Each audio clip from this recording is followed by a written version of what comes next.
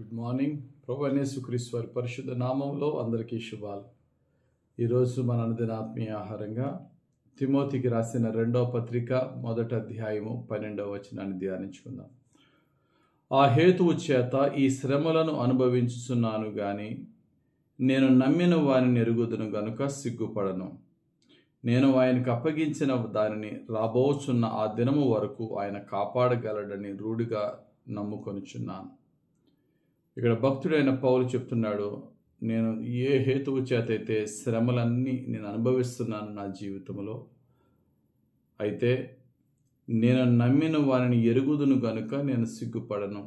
శ్రమ వచ్చేంత లోపులోనే నేను 10 మంది చేత అవమానపరచబడతాను, సిగ్గుపడతాను అని నేను అనుకోను. నా శ్రమలన్నీ కూడా నన్ను అవమానానికే మిగల్చవు. ఈ శ్రమలు వస్తాయి, శ్రమలు సహిస్తాను, శ్రమలు భరిస్తాను, శ్రమలు ఓర్చుకుంటాను.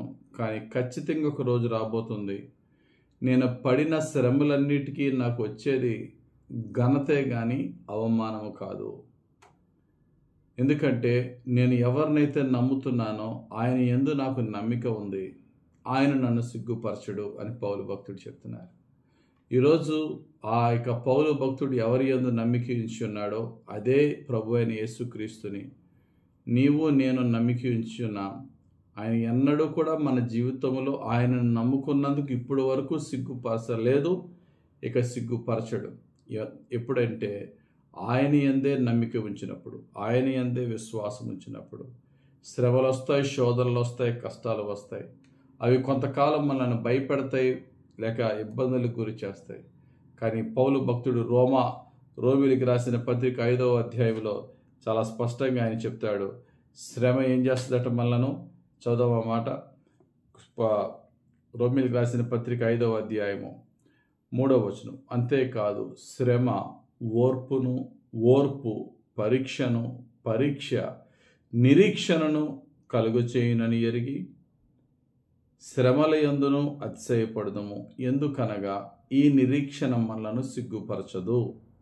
ఏ నిరీక్షణతో అయితే శ్రమలన్నీ అనుభవిస్తున్నామో, మన నిరీక్షణకు ఆధారమైన యేసయ్య వైపు మనం చూస్తూ మన విశ్వాసాన్ని కొనసాగుతూ ఏ మాత్రము వెనుదిరగకుండా ముందుకు వెళ్తామో, ఆలస్యమవుతుంది కానీ మనలను దేవుడు సిగ్గుపరచడు.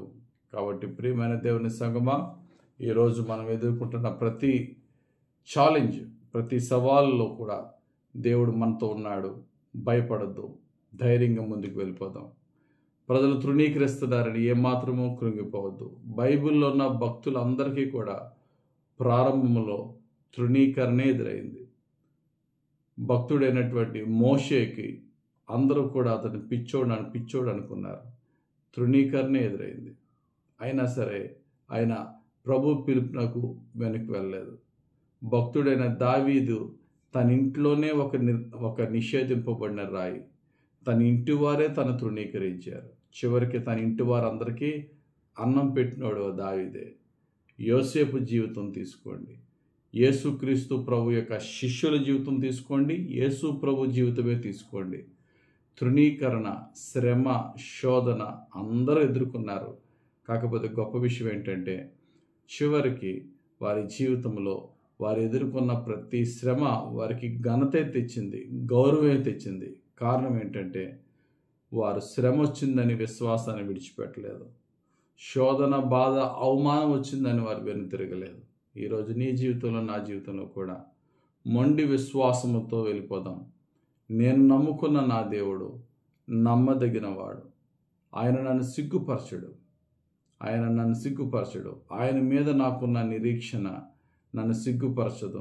ఒకరోజు నన్ను ఆ యొక్క పొందిన శ్రమకు రెట్టింపు ఘనతనే నాకు తెస్తుందనే విశ్వాసముతో దేవుని వైపు ముందుకు సాగిపోదాం. ప్రస్తుతం మనకున్న శ్రమ, ప్రస్తుతం మనం ఎదుర్కొంటున్న శోధనలన్నిటినీ కూడా ప్రార్థనతో ప్రభు పాదాల యొద్ద పెడదాం. భక్తులను జ్ఞాపకం చేసుకుని వారి జీవితాలను ఒకసారి ఊహించుకుని, ప్రభువా, శోధనలను జయించే శక్తి మాత్రమే కాకుండా శోధనలను ఓర్చుకుని సహించే శక్తి కూడా నాకు ఇవి ప్రభు అని దేవుడిని అడుగుదాం. శోధన సహించగలిగిన వాడే శోధనను జయించగలవాడు. కాబట్టి ఒకవేళ ఎవరైనా ఎటువంటి ఇబ్బందులతో ఎదుర్కొంటున్నా, అది ఆర్థికంగా అవ్వచ్చు, అనారోగ్యపరంగా అవ్వచ్చు, లేక ఇతరుల విషయంలో అవ్వచ్చు, సహిద్దాం. ఎప్పుడైతే సహిస్తామో బైబిల్ చెప్తున్న వాక్య ప్రకారంగా సాత్వికులు భూలోకమును స్వతంత్రించుకొందరు. దీర్ఘశాంతము కలిగి సాత్వికముతో మనం ఉంటే దేవుడు దానికి గొప్ప ఫలం ఇస్తాడు. దేవుడు అట్టి ఓర్పు, అట్టి సహనము మన శ్రమల్లో మనకిచ్చి, అట్టి నిరీక్షణతో మనల్ని సిగ్గుపరచకుండా ఉన్నతమైన ఘనతతో దేవుడు మనల్ని దీవించునుగాక. ఆమేన్. ప్రార్థన చేసుకుందాం. పరిశుద్ధుడు, ప్రేమ కలిగిన తండ్రి, ధ్యానించిన వాక్య ప్రకారంగా ఆయన మమ్మలను సిగ్గుపరచడు అనే వాక్య ప్రకారంగా ఎవరైతే ఈరోజు కొందరు కొన్ని భయాలతో, కొన్ని ఇబ్బందులతో, కొన్ని తండ్రి చాలా వరకు ముందుకు వెళ్ళిపోయాను, మరలా నేను వెనుతిరగలేను, నా పరిస్థితి ఏంటో అగమ్య గోచరంగా ఉంది అనే పరిస్థితులు ఉన్నవారితో నీ మెల్లని స్వరంతో మాట్లాడండి. భయపడద్దు, విశ్వాసముతో ముందుకు వెళ్ళు, నేను నిన్ను సిగ్గుపరచను. ఏ విశ్వాసముతో ఇంతవరకు ముందుకు వెళ్ళావో అదే విశ్వాసముతో ముందుకు సాగిపో. నీ పరుగుని కడముట్టించు. ఖచ్చితంగా నీ జీవితంలో గౌరవము, ఘనత, విజయం ఉంటుంది, కానీ అవమానము, ఓటమి నీ జీవితంలో ఉండదు అని మాతో మాట్లాడి నీ నీతి మార్గములో, నీ పరిశుద్ధ మార్గములో మమ్మలను నడిపించి నీ వైపు చూచి బలము పొందుకొని నీ కృపలో విజయం పొందుకునే భాగ్యం మాకు దయచేయమని యేసుక్రీస్తు వారి పరిశుద్ధ నామములో ప్రార్థించి వేడుకొనుచున్నాం తండ్రి. ఆమేన్. తండ్రి యొక్కయు, కుమారుని యొక్కయు, పరిశుద్ధాత్మ దేవుని అభిషేకము మనలను విజయ మార్గములో నడిపించి దీవించును గాక. Amen. God bless you. Have a very blessed day.